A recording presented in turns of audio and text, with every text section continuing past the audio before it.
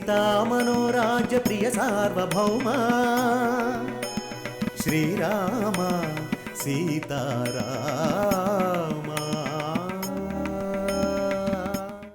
మీ ఇద్దరి కాపురం సజావుగా సాగదు. తన ప్రవర్తనతోనే నీ భర్త నిన్ను దూరం చేసుకుంటాడు. ప్రతి ఒక్కరూ కష్టం నుంచి దూరంగా వెళ్ళిపోవాలనుకుంటారు. కానీ నువ్వు కోరి కోరి కష్టాలు తెచ్చుకుంటున్నావు.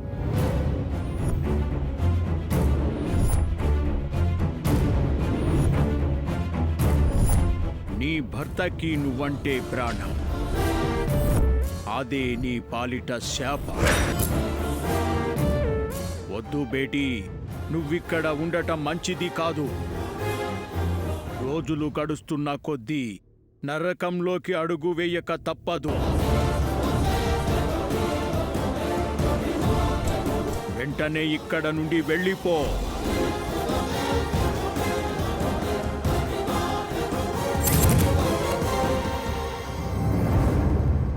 లేదు బాబా, మంచో చెడో, కష్టమో సుఖమో నమ్మి వచ్చాను. భర్తల్లో మార్పు తెచ్చుకున్న పురాణాలు ఎన్నో చదివాను. నా భర్తలో కూడా నేను మార్పు తెచ్చుకోవడానికి ప్రయత్నం చేస్తాను. నువ్వే చెప్తున్నావు కదా బేటీ, పురాణాల్లో దేవతలకే భర్తలను మార్చుకోవడం చాలా కష్టమైంది. ఆ దేవతలు సృష్టించిన మనుషులము మనమెంత. అదంత సులువు కాదు. ఆ కష్టాలు అనుభవించడం చాలా కష్టం. నా మాట విని నీ భర్తని వదిలి దూరంగా వెళ్ళి సంతోషంగా ఉండు. ఇది నా మాట కాదు బేటీ, ఆ అల్లా మాట. ఎక్కడికి వెళ్ళను బాబా. చావైనా బ్రతికైనా నా భర్తతోనే. ఇక్కడే ఉంటాను. సరే బేటీ, నీ ఇష్టం. నా ధర్మం కాబట్టి చెప్పాను. ఆ అల్లాయే నిన్ను కాపాడాలి.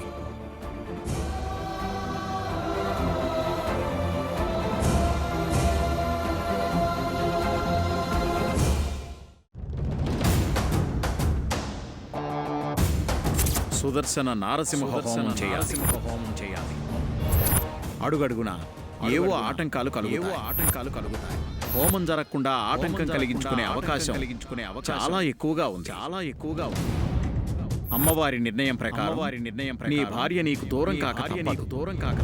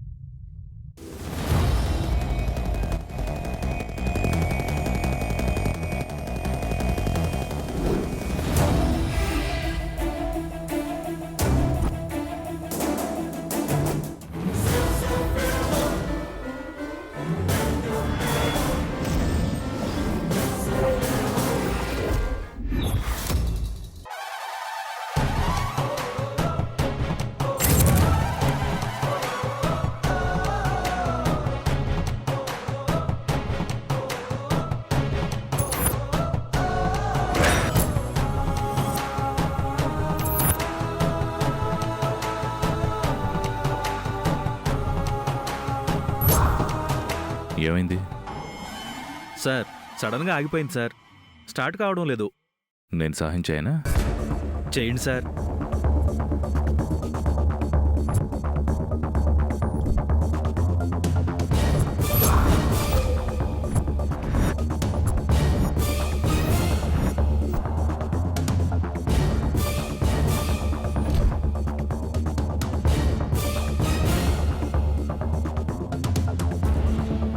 ఒకసారి స్టార్ట్ చేయి.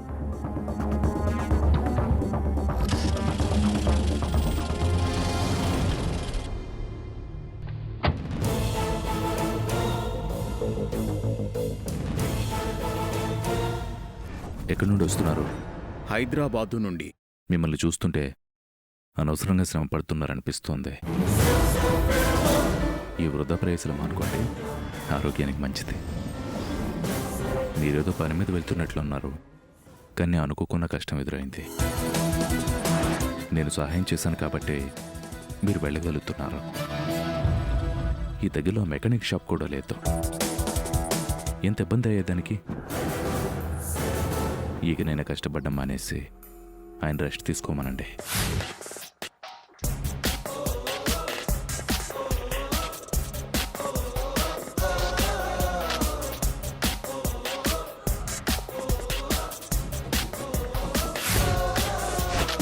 బాబా, హ్మ్, ఇతను ఇప్పుడు మనం కలిసిన అమ్మాయి భర్తే కదా? అవును. సాయం చేసే గుణం ఉంది, బాగానే మాట్లాడుతున్నాడు కదా బాబా. ఇతను మంచివాడే, కానీ ఇతనిలో ఒక సైతాను నిద్రపోతూ ఉంది.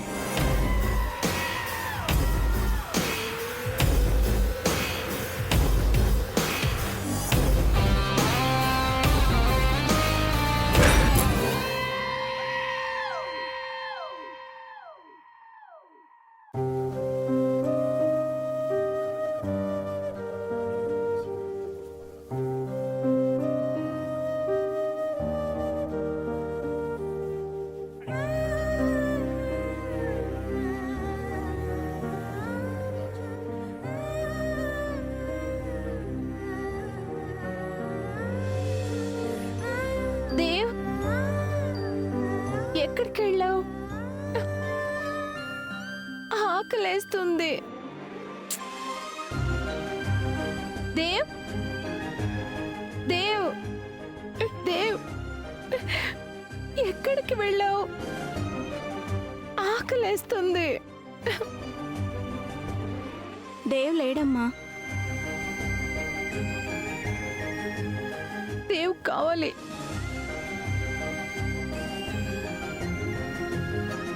నాకు ఆకలేస్తుంది.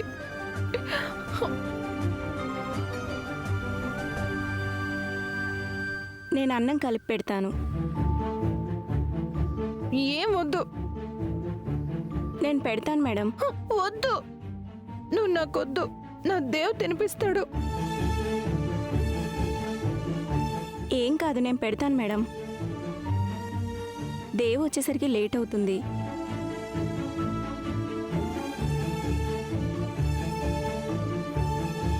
వద్దు, నాకొద్దు. నాకు దేవ్ కావాలి.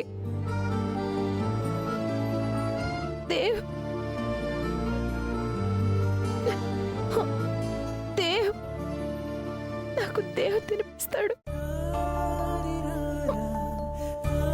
దేవ్,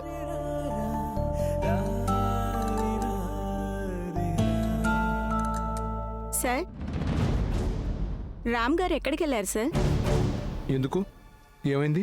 మేడంకి ఆకలిస్తుందంట, దేవే తినిపించాలంట. నేను తినిపిస్తానని చెప్పినా ఒప్పుకోవటం లేదు.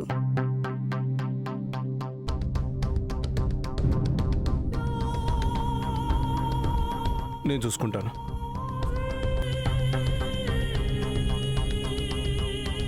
దేవ్,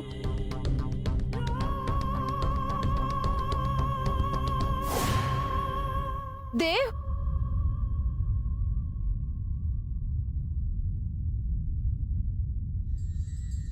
దేవ్,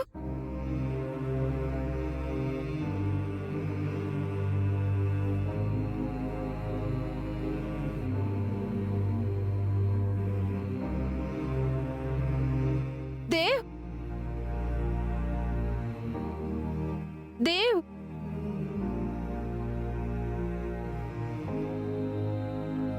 దేవ్,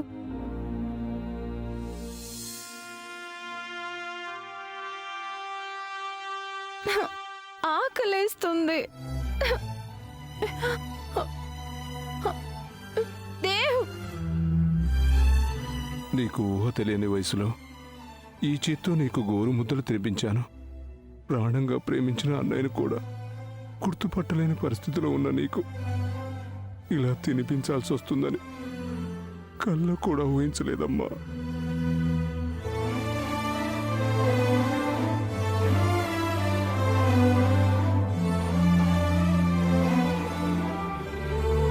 తినమ్మా. నాకొద్దు. ఆకలిస్తుందన్నావుగా, తినమ్మా. నాకొద్దు. ఎవరు నువ్వు? నేను ఎవరైతే ఏంటమ్మా, నీకు ఆకలిస్తుందన్నావుగా, తినిపించడానికి వచ్చాను. తినమ్మా, తినమ్మా. నాకొద్దు. వెళ్ళక్కడి నుంచి వెళ్ళు. దేవ్, దేవ్, దేవు లేడమ్మా, బయటికి వెళ్ళాడు. నీకు ఆకలిస్తుందన్నావుగా, కొంచెం తినమ్మా. నాకొద్దు. నాకు దేవే తినిపిస్తాడు. చూడమ్మా, దేవు రావడానికి చాలా టైం పడుతుంది. నీకు ఆకలిస్తుందన్నావుగా, తినమ్మా. లేకపోతే నీకు నీరసం వస్తుంది. మా అమ్మ కదూ. తినమ్మా, తిను, తినమ్మా. నాకొద్దు. నాకొద్దు. అలా అనకూడదమ్మా. తినమ్మా, తిను. నాకొద్దు. నాకొద్దు. నాకు దేవ్ కావాలి. అలా అనకూడదమ్మా. తినమ్మా, కొంచెం తినమ్మా. నాకొద్దు. ప్లీజ్, మా అమ్మ కదూ. ప్లీజ్, నాకు దేవ్ కావాలి. కొంచెం తినమ్మా ప్లీజ్.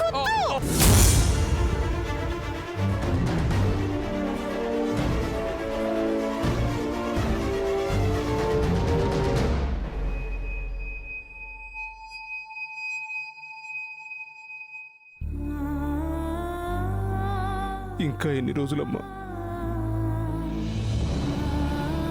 ప్రాణంగా ప్రేమించిన అన్నయ్యని ఎప్పుడు గుర్తుపడతావమ్మా?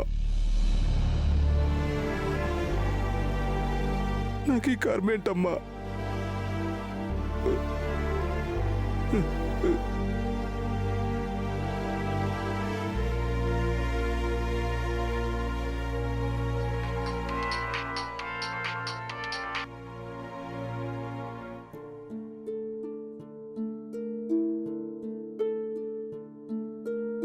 చెప్పు సార్, మేడం గారి మీద అటాక్ చేసిన వాళ్ళు ముగ్గురు దొరికారు సార్.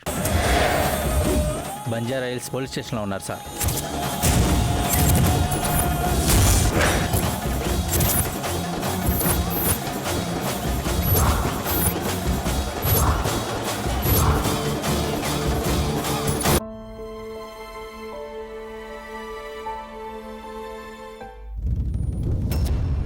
మీ ఇద్దరి కాపురం సజావుగా సాగదు.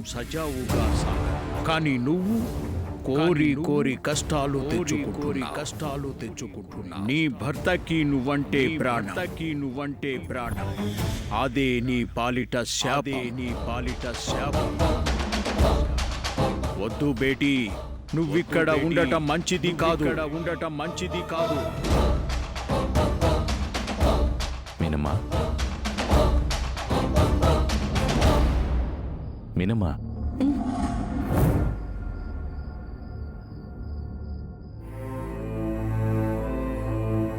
ఏమైంది మీనమ్మా? పిలిచినా కూడా ధ్యాసలో లేవు. ఏం ఆలోచిస్తున్నావు? ఏం లేదండి.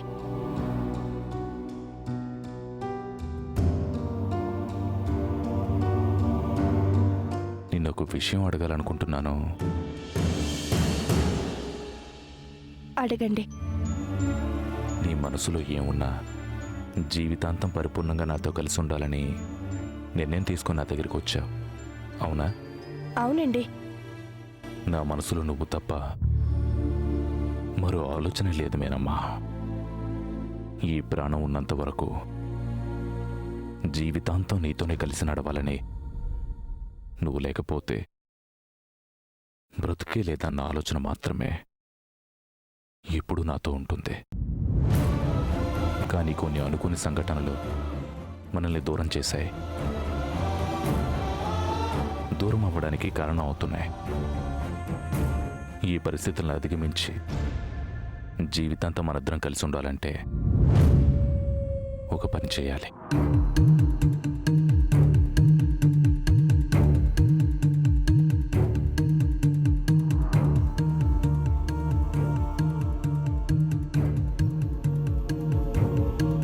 ఏం చేయాలండి? నువ్వు చేస్తానంటే చెప్తాను మీనమ్మా. ఎందుకంటే మనిద్దరం కలిసి చేస్తేనే ఆటంకాలు తొలగిపోయి మనకు మంచి జరుగుతుంది. తప్పకుండా చేస్తానండి.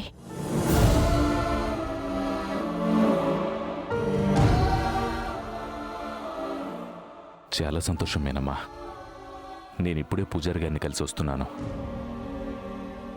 అనుకోకుండా వచ్చే ఈ అవాంతరాలు తొలగిపోయి మన చివరి శ్వాస వరకు భార్యాభర్తలుగా జీవన ప్రయాణం సాగించి మన బంధం సుఖ సంతోషాలతో ఉండాలి అంటే సుదర్శన నరసింహహోమం చెయ్యాలని చెప్పారు.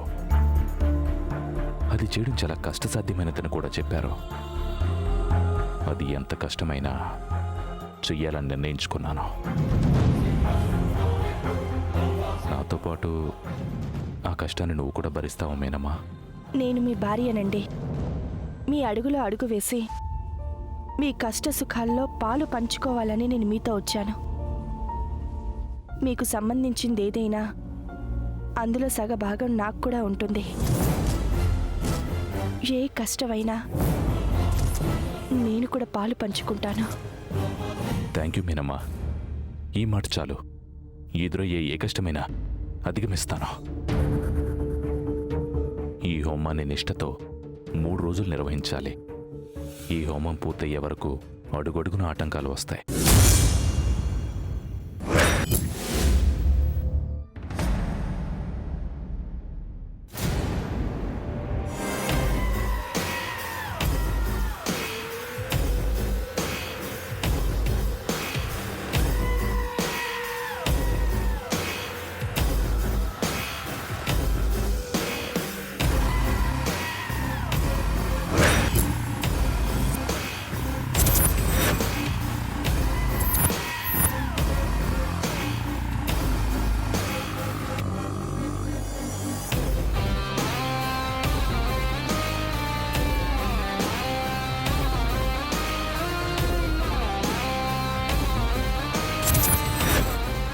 హోమం మొదలు కాకముందే మొదటి ఆటంకం.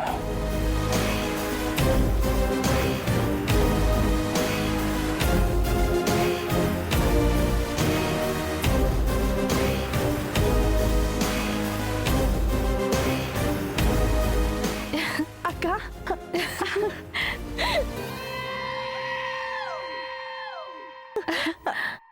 ఎలా ఉన్నావక్క? నువ్వెలా ఉన్నావు మీనాక్షి? బాగున్నాను బావగారు. మీరెలా ఉన్నారు? బాగున్నాను. అత్తయ్య బాగున్నారా? అందరూ బాగున్నారు. అక్క, నువ్వు బావగారు ఇలా కలిసి రావడం నాకు చాలా సంతోషంగా ఉందక్క. మీనమ్మా, ఇద్దరూ ప్రేమించి పెళ్లి చేసుకున్నారు. కొన్ని కారణాల వల్ల వాళ్ళు దూరంగా ఉన్న బంధం తప్పకుండా దగ్గర చేస్తుంది. బ్రదర్, మీరిద్దరూలో కలిసి రావడం ఆది దంపతులైన శివపార్వతులు మా ఇంటికి వచ్చినట్లుగా ఉంది. ముఖ్యంగా శ్రవంతి గారు మమ్మల్ని క్షమించి మా ఇంటికి రావడం నాకు చాలా సంతోషంగా ఉంది. బాబా చెప్పినట్టు 2 రూపాయలు.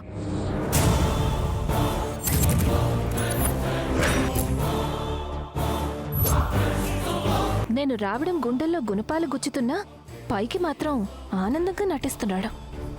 నువ్వు రావడం నాకు సంతోషం ఎలా అవుతుంది శ్రవంతి? నువ్వు ఇక్కడ ఉంటే పక్కలో బల్యం ఉన్నట్టే. నాకెందుకో పైకలా మాట్లాడుతున్నా మనం రావడం దేవికి ఇబ్బందిగా ఉందని అనిపిస్తోందండి. అదేంటి శ్రవంతి అలా అంటావు? దేవి ఎందుకు ఇబ్బంది పడతాడు? మనిద్దరం కలవాలని తను ఎంత తపన పడ్డాడో తెలుసా? మనం కలిసి వస్తే మొదటగా సంతోషపడేది దేవే. అక్క, నాన్నని కూడా తీసుకొని వస్తే బాగుండేది కదా.